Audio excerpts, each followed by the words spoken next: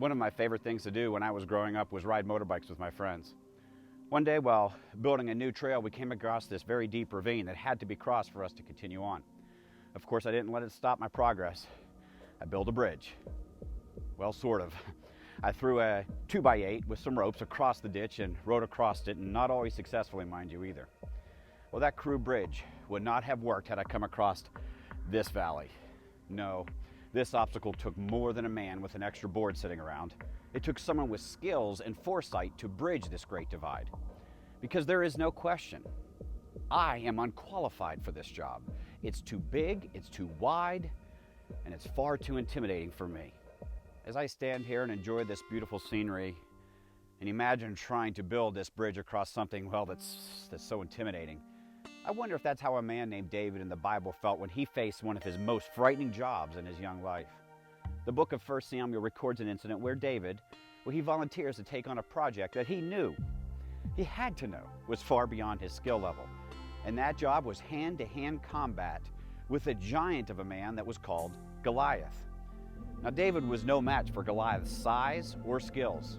I mean, Goliath was a hardened warrior, battle-tested and combat-ready.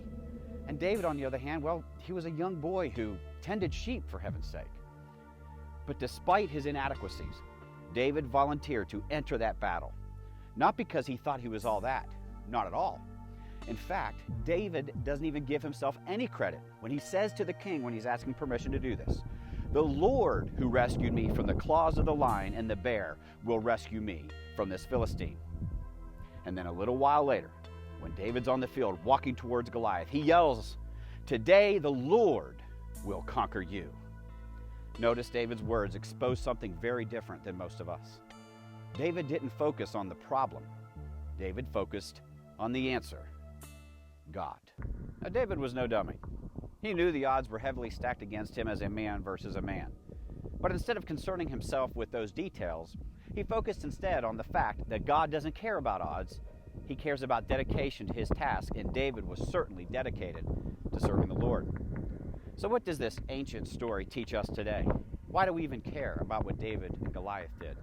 Well, God has made at least one thing very, very clear. All believers, every single one of us, are to go and tell the world about Jesus and his free offer of salvation from God's coming judgment of sin. And according to statistics, we must be intimidated by this request because we aren't getting that job done.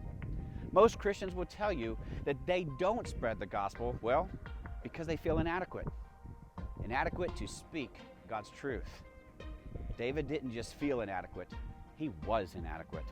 But it didn't stop him because his focus, well, it was right. That's what made David different. Not because he was some amazing warrior. It was his focus that grew his powerful faith over time. And you can live the same way as David. After all, David was just a human being, just like you and me. So for us, we need to stop looking across an impassable valley and start looking instead at the bridge maker. We've got a lot of work to do. The lost people of this world, well, they don't have time for us to be afraid of our own insufficiencies. One day we'll stand on the other side and we'll look back and marvel at the amazing bridge that crossed the Great Divide. At that time, there will be no question that Jesus built that bridge by dying on the cross for all of our sins. He did it. It's done. The bridge is built. So really, all Jesus is asking you and me to do, well, is point people to his completed bridge. I wonder, can anyone really be unqualified to point?